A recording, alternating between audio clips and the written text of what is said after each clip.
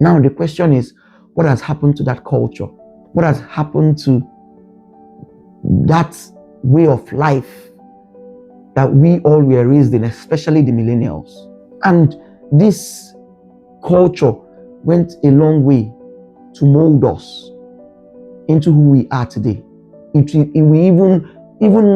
if we didn't do anything, we knew a couple of things about God and the importance of having communion with God every morning and every night.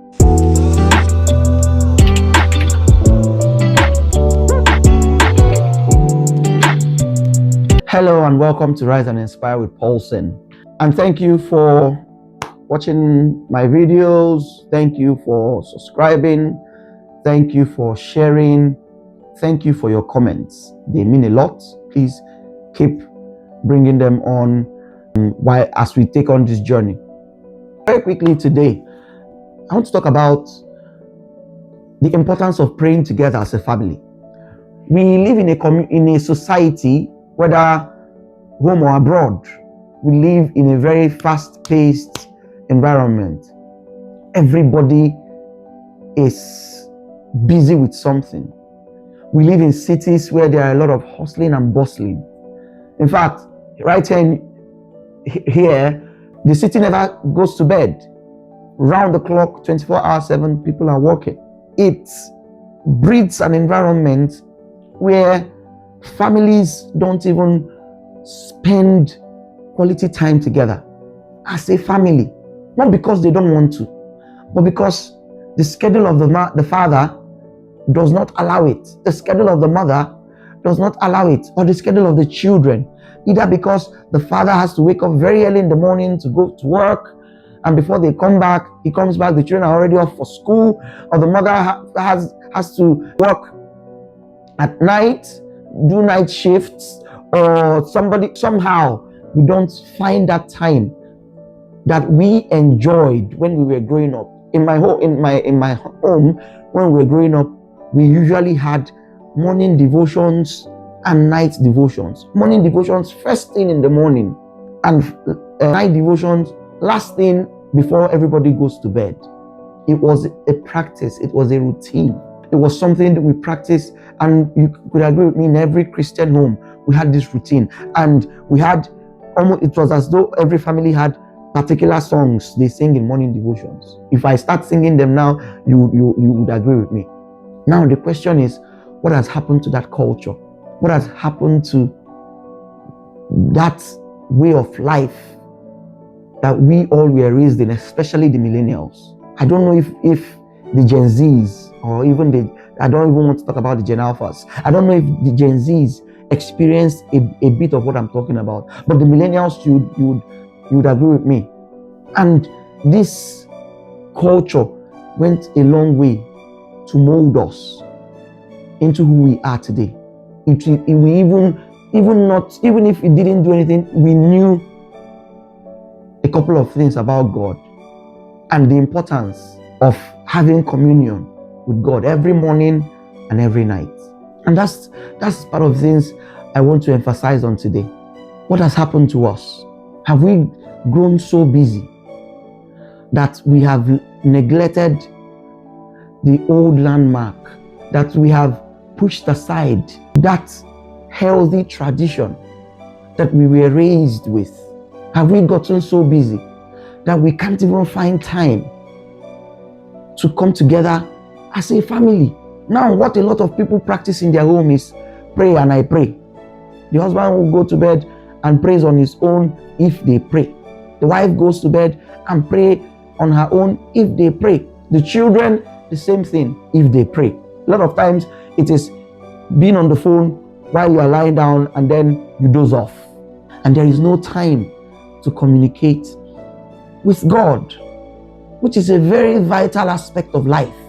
That's not the essence of this video, but it is the importance of maintaining that culture. You wouldn't know the impact it's making in your life and in the life of your children till you raise children that know nothing about God, and they have already started making mistakes. And by that time, you are trying to correct it, but then they would have been molded. They would have been molded, and you wouldn't have anything to do about it. It is then that you now find time to pray and fast for those same children that you would have taken out time to introduce these things in their lives when they were young, when they were moldable. I want to speak to you parents. As busy as you are, find time. And who says devotions must be in the morning and in the night? It could be in the afternoon.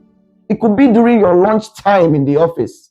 But there has to be an agreement with everybody in the home. Who says everybody must be together physically to have devotion? It could be over the phone.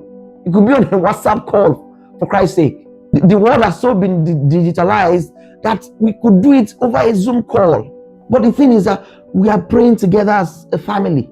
And trust me, personally, there's nothing myself and my family have knelt down in this home and asked God for that He hasn't done for us.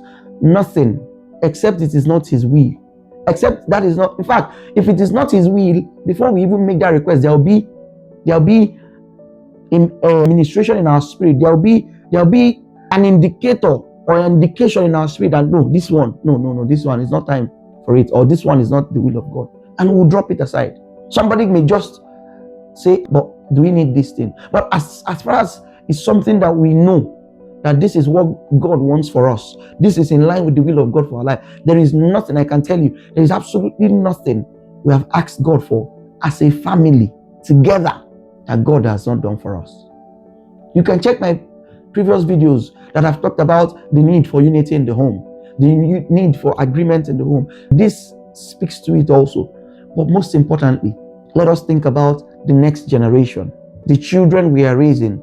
What are we handing over to them that we received from our parents, that we received from the previous generation?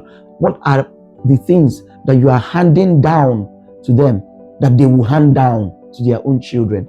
I tell you, this is one of the legacies that I would recommend you will also hand down to your children, so that it will be passed to generations. It is very important. It is very important. Apart from needs being met, apart from God answering, God keeping to His word and honoring that obedience, that we all come together to trust Him and to pray and to commune with Him. It would even help a long way to mold the character you want to see in the life of your children. And yes, some people will say that some people who were raised in such families still ended up wayward. I am not saying that doing things like this will automatically ensure that your children turn out right. This is not the only way. This is not the only thing to do, but it is part of it. And for the children that turn wayward, even after the parents engage in morning and night devotions, go and investigate. There were a couple of other things that those parents failed to do. So we should not use because of that argument to rubbish this other aspect of the things we could do to ensure that things turn out well. I encourage you, peradventure. I used to be a victim of this. I know. I used to be a victim of it because truth is, demands a lot of times demands.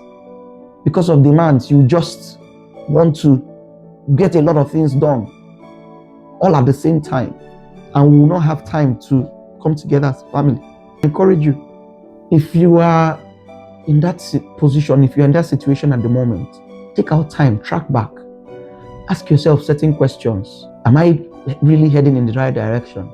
The leadership I'm providing for my family, is it the right kind of leadership? And if your answer is no, calm down, hit the stop button and hit the reverse. Start getting things right. It's not too late to begin now. It's not too late. Even if your kids have become teenagers, it's not too late to start introducing these things into their lives. And by the grace of God, you will begin to enjoy all of those things we enjoyed as kids, and even more. If this video has blessed you, and you know who it will also be a blessing to, kindly share with them. If you've not subscribed to my channel, please subscribe, like the videos, leave your comments, and God will bless you. Enjoy the rest of the day. Bye.